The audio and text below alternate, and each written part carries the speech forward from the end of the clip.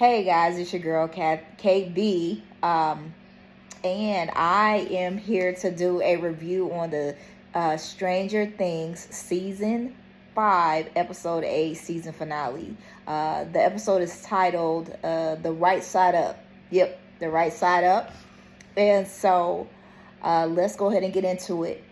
I think the first thing that kind of took me off guard was going to be, well, let's not even start with that. Let's start with what was going on. All right. So we start off with 11.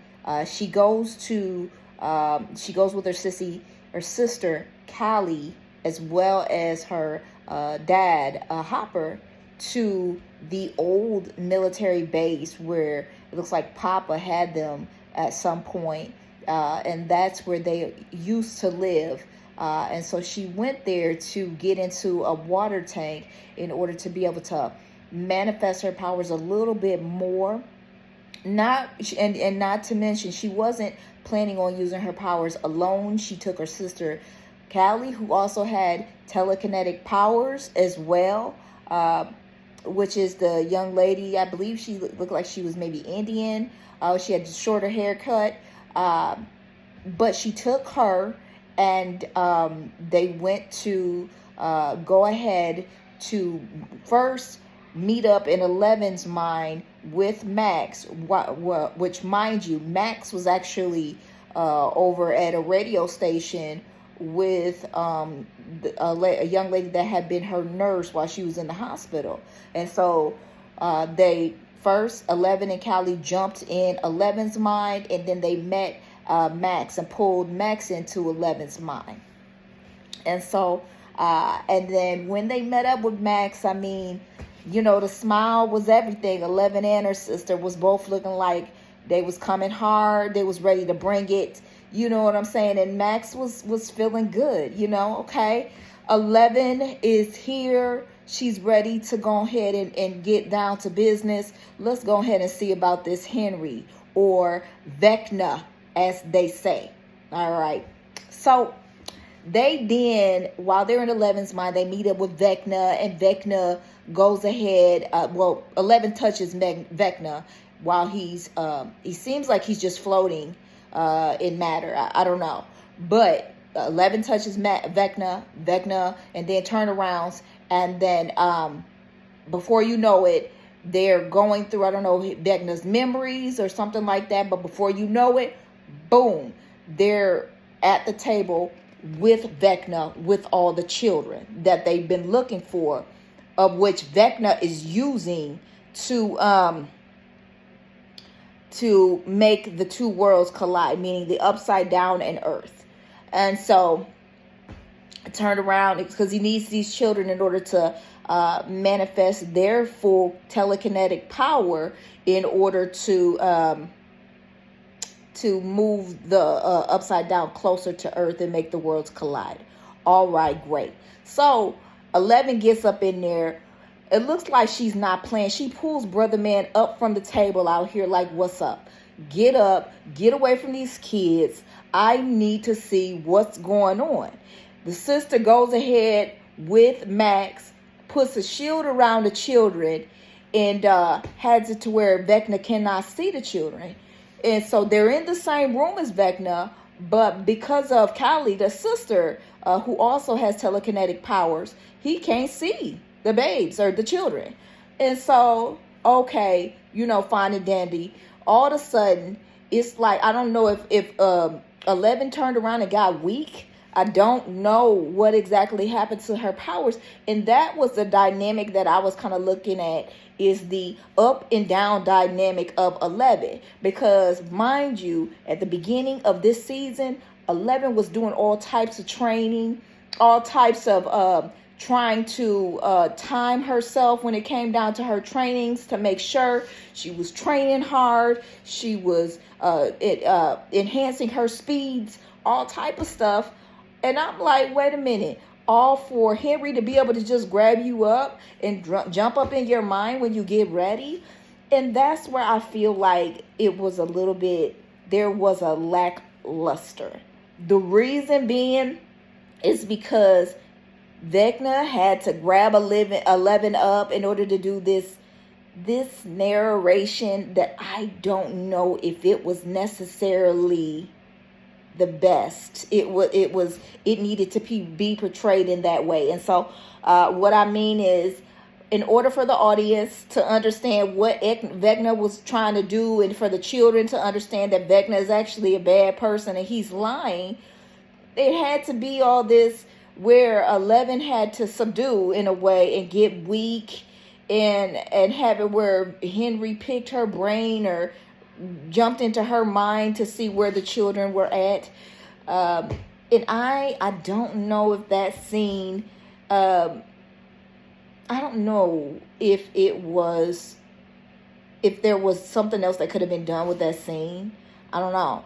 But it just seemed like Henry, if he would have turned straight into Vecna and began fighting, maybe 11 and Max or something like that, it would have been where the children would have automatically, or, something to where it would have helped the actions would have helped the children to understand that this is not a good person right away. I don't know. It seemed like it was sacrificing the scene in a way, because the audience, we knew that 11 was supposed to be the hero, but to see her pull the brother up from the table and then so easily be subdued, when Henry needed her access to her mind,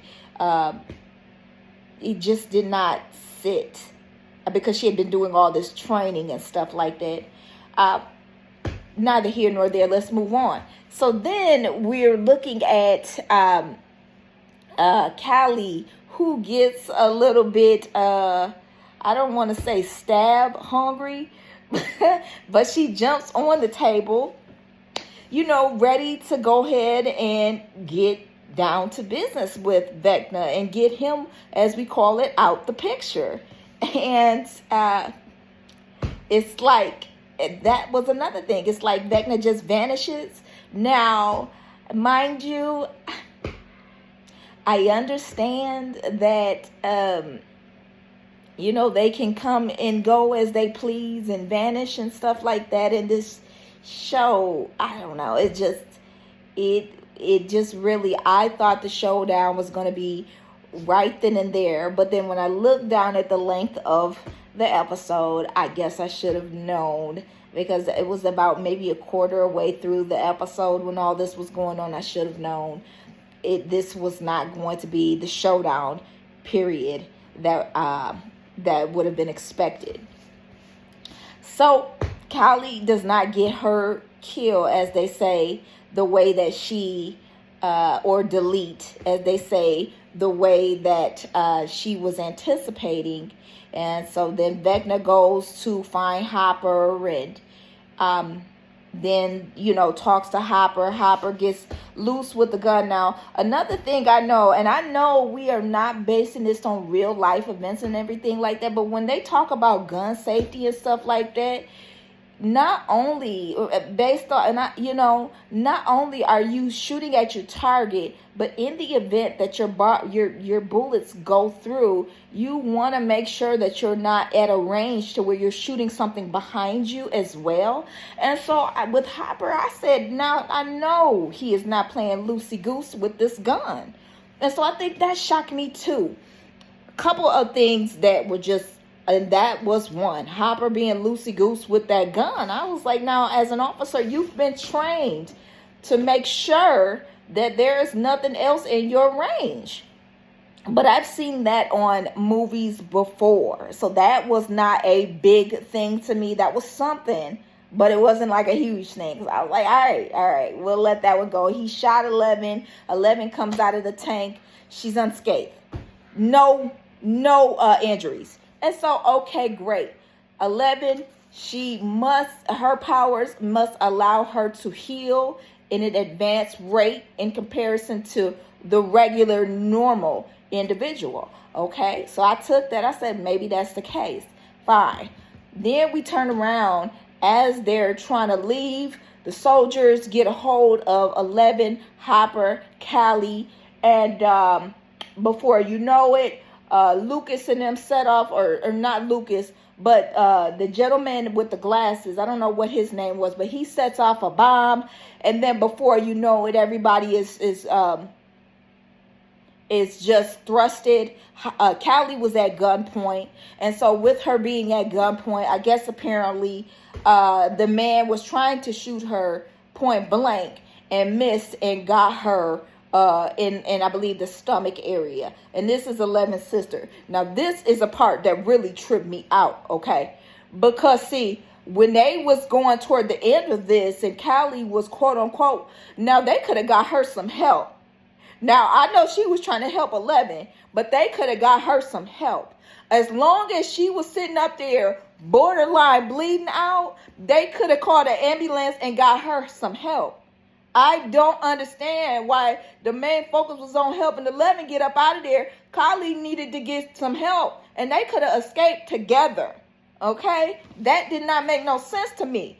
You know, that was one thing. But again, we had, okay, and so as well, we had two villains up in this. We had Dr. K and we had Vecna. And so another thing about this episode, so we get to it. Let's move forward after Kylie was shot. I guess apparently while she was shot, her and 11 threw together a plan to help 11 vanish rather than to try and get some help. I mean, these are kids. You see what I'm saying? I'm like, you know, somebody bleeding out. Hopper should have been the main one. And Hopper was another one that kind of threw me off at the end. Because for 11's death, or for 11 to have disappeared, or quote unquote have died, it seemed to me like he moved on very quickly. I know it was 18 months later or whatever the case is, but it seemed like Mike was more concerned about her, the sacrifice of her life than Hopper. Hopper was on a whole new life. He was moving toward a whole new lifestyle, as they say. He had moved on. But moving on from that, I'm nearing the ending before I get to the middle of it. All right, let's move forward and just skip straight to the middle of this. 11. Okay, so Will, yes, Will. Okay, excuse my cat. Time, you got to go. Sorry about that. Excuse my cat. So Will. So that gets to the upside down. They climb up to the upside down, and everybody, my cat is upset with me. Well, let's get to this. Let's continue with the review. But Will, he turns around, and they all make it. Will, Dustin, Mike, Nancy, all of them make it to the upside down, right? And they call themselves about to go ahead and get to it and fight Vecna. And, you know, they trying to save these kids because they had got the kids out of there. The kids had turned around and they had gotten to, you know, the cave that Max originally had been staying in when she was trapped in Vecna's mind. And so they knew that Vecna was afraid to go into this cave, and that was a safe place, and I quote unquote a safe place for them to go in order for them to avoid Vecna getting a hold of them and using them in order to make the upside down and earth collide. And so the kids run into this cave.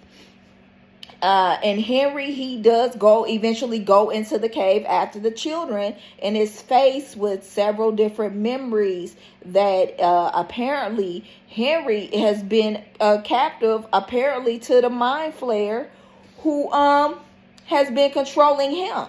And Will, so we'll get to that. We'll get to him. So the kids, so Nancy and them, everybody is in the upside down.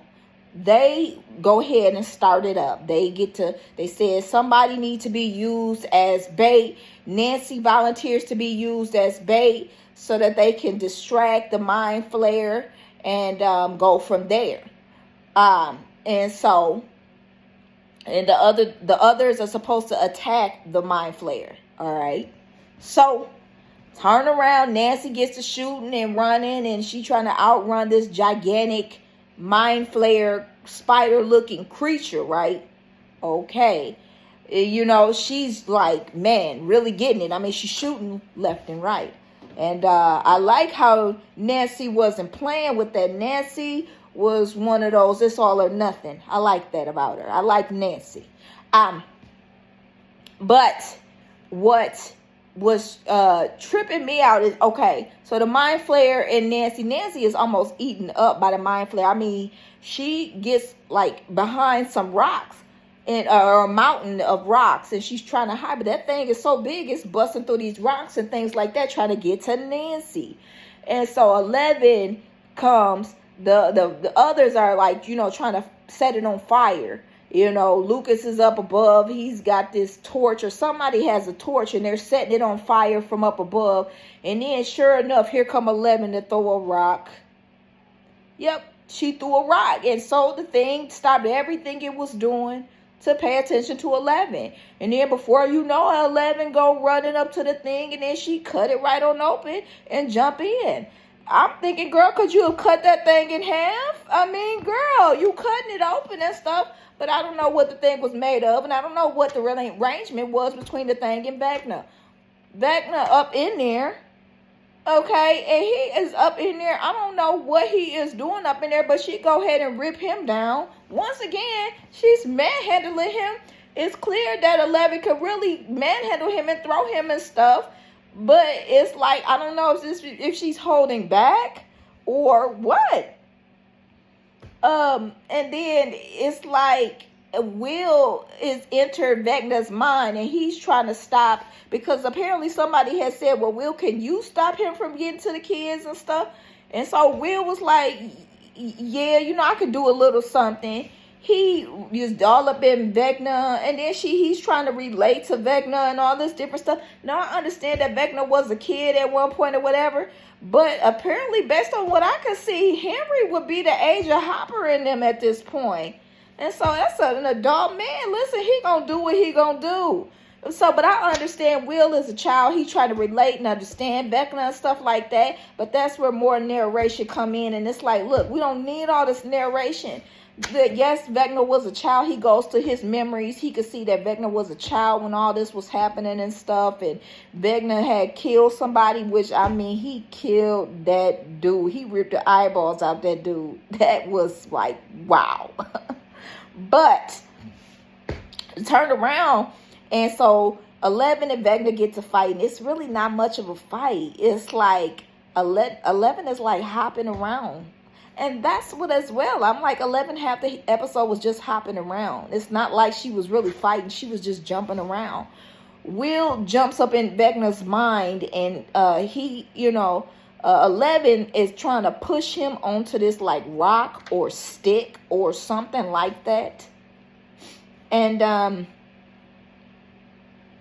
she's struggling, I guess. I mean, she done flung the body here and there, but she's struggling to push him onto the stick. And I understand maybe he might have been giving her a little bit of resistance, but then he goes to grab at 11, and I guess Will takes control of Vecna's body, understanding that, okay, I thought, because Vecna wants to, finally lets Will know, listen, I was a child at one point, and yes, when I was a child, the mind flayer, convinced me to go ahead and do all these bad things. But listen, they didn't, it wasn't like he manipulated me. I chose to do this, okay? Is what he basically let him know. Listen, I chose this. This is how I want to live, okay?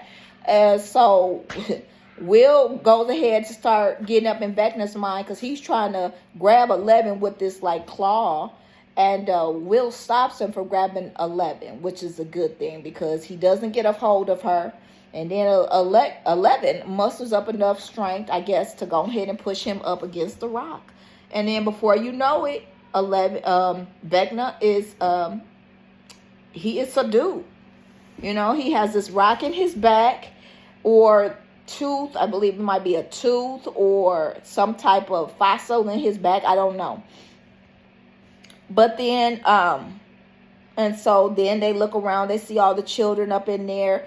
Nancy comes in. She's there to help and aid to 11, and all the others come in, and they start releasing all the children from the mind flayer.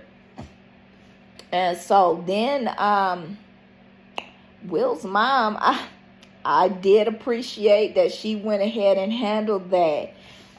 She went ahead, she turned around and got Vecna off the table, as they say. She went ahead and cut the head off.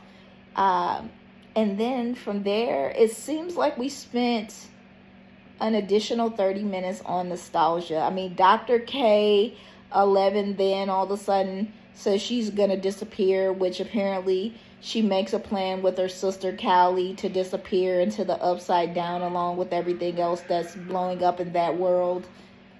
And it's like, Callie, y'all could have got her some help. I don't know. And so there were a couple things in this season finale that I felt like, one, they focused too much on the nostalgia piece. I feel like we as the audience have been waiting we've been waiting for season 5. We've been waiting years to see some action, some sci-fi, some thrillers, but really a showdown. I mean, 11 and 1 and 11. I mean, there were comparisons of Offspring and things like that. I get that they spent quite a bit on CGI and things like that, and they had a number of cast members that they had to devote salaries to. But I felt like the nostalgia and the narration was a bit overwhelming in this season finale, and I just feel like maybe they could have kind of cut out on half of that nostalgia and the narration in order to give us more of a showdown between 11 and Vecna. Even if they wanted to use 11, Callie, and Will, and I think maybe that would have even sufficed. Another thing with Will, I thought that he could feel what Henry could feel, so I was shocked when when 11 pushed Vecna into that fossil or the tooth or whatever it was. Will was fine. And so that was another thing. I was a little bit confused by that. But a lot more of a focus on the emotional communication, the nostalgia of this is the last episode, rather than a focus on let's get to this. 11, you know what I'm saying, is really about to rip Henry in half, or is Henry about to rip 11 in half? It lacked the lackluster that we had been waiting for. Because I get, the devotion to like CGI, to pass, to look at maybe a younger version of 11. But and I'm speaking from a gaming perspective, the graphic perspective, HBO, and I'm not going to say, I'm not comparing the two, because they waited a long time for the season finale of Stranger Things, whereas we've got newer shows right now that for their season finale, it wasn't exactly what we anticipated, but it gave us enough to where we were like, okay, and so if you're going to bring it in an old setting type, at least have it to where those graphics and things like that are comparable to some of these newer shows. But again, the narration piece, it lacked the action, the sci-fi. I don't know if maybe you guys were, but it just lacked that. But that's my take on the season finale of Stranger Things. If you guys have any suggestions or things that maybe I missed on, or tips that maybe I wasn't looking at that may give a different perspective, put it in the comments. I am all for it. I'm all about the sci-fi. And then as well, please like, comment, and subscribe. Thank you for listening. Take care.